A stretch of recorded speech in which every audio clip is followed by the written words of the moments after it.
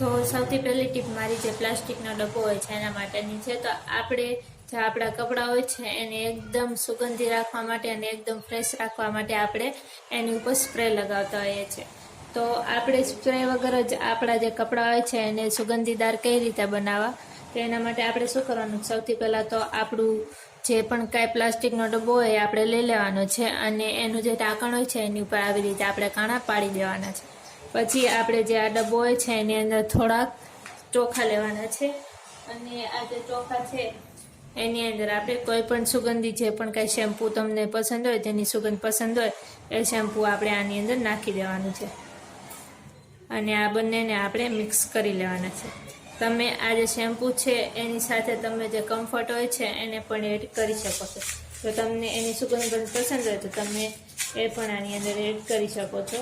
તો આવી રીતે આપણે બંનેને મિક્સ કરી દેવાનું છે અને પછી આ જે ઢાંકણ હોય છે આપણે આવી રીતે બંધ કરી દેવાનું છે અને આપણે જે પણ કાંઈ કબાટમાં કપડાં મૂકતા હોય એ કબાટની અંદર જે આપણે આ ડબ્બો હોય છે મૂકી દેવાનો છે. તો આવું કરવાથી કબાટની અંદર એકદમ જે સુગંધ હોય છે એ ફેલાઈ જશે અને તમારા કપડાં છે એકદમ સુગંધીદાર બની જશે. તો આવી રીતે તમે સ્પ્રે વગર જ કપડાંને સુગંધીદાર બનાવી શકો છો. તો આ જે ટીપ છે તમને કેવી લાગી મને કોમેન્ટમાં જરૂરથી જણાવજો. તો આની પછીની ટીપ આપણે જોઈ લઈએ.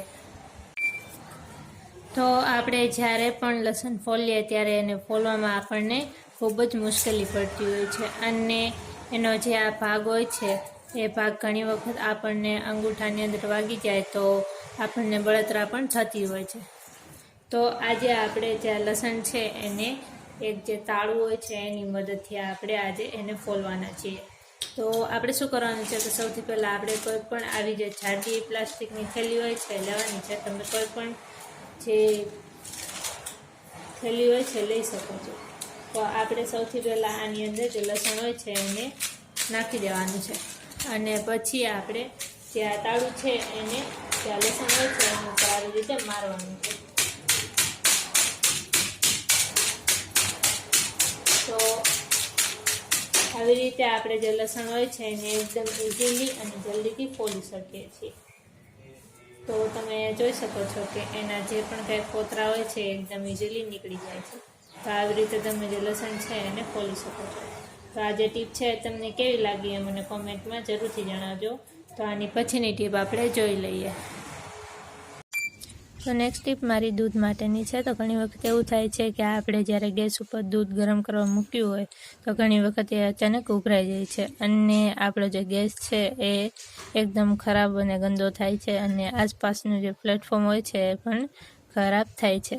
તો આ જે દૂધ છે એ ઉભરાય નહીં એના માટે આપણે શું કરવાનું કે આપણે કોઈ પણ જે વાટકી હોય છે વાટકી લઈ લેવાની અને આપણે એને દૂધ હોય છે એની અંદર આવી રીતે મૂકી દેવાની. આવી રીતે કરવાથી ક્યારેય પણ તમારું દૂધ ઉભરાઈને બહાર નહીં આવે અને તમારું જે પ્લેટફોર્મ અને ગેસ છે એ ગંદુ નહીં થાય. તો આ જે ટીપ છે એ તમને કેવી લાગી મને કોમેન્ટમાં જરૂરથી જણાવજો. તો આની પછીની ટીપ આપણે જોઈ લઈએ. તો છેલ્લી ટીપ મારી બોટલ માટેની છે. તો ઘણી વખત થાય છે એવું કે આપણે જે બોટલનું ઢાંકણ હોય છે એને બંધ કરીએ તો એ પણ ઘણી બોટલો એવી હોય છે કે જેનું જે ઢાંકણ હોય છે ઢીલું પડી જાય તો એની અંદરથી પાણી જે હોય છે લીકેજ થવા લાગે છે. તો આ જે બોટલ છે એની અંદરથી પાણી લીકેજ ના થાય એના માટે આપણે શું કરવાનું છે કે સૌથી પહેલાં આપણે જે આ બોટલ હોય છે એની ઉપર કોઈ પણ જે રબર હોય છે એ રબર આપણે આવી રીતે લગાવી દેવાનું છે અને એના પછી આપણે જે આનું ઢાંકણ હોય છે બંધ કરી દેવાનું છે. તો આવું કરવાથી શું થશે કે બોટલનું જે ઢાંકણ હોય છે એકદમ ટાઈટ ફિટ થઈ જશે અને એની અંદરથી જે પણ કાંઈ પાણી જે હોય છે લીકેજ થતું હોય એ લીકેજ નહીં થાય. તો આજનો વિડીયો જે છે તમને કેવો લાગ્યો, પસંદ આવ્યો કે નહીં એ મને કોમેન્ટમાં જરૂરથી જણાવજો અને ચેનલ ઉપર નવા આવ્યા હોય તો ચેનલને સબસ્ક્રાઈબ જરૂરથી કરતા દેજો અને વિડીયો પસંદ આવે તો વિડીયોને લાઈક શેર જરૂરથી કરતા દેજો. તો કાલે પણ મળીશું તમને આવી જાવ નવી ટિપ્સ સાથે. તો જોતા રહેજો બ્લોગર દિવ્યાને.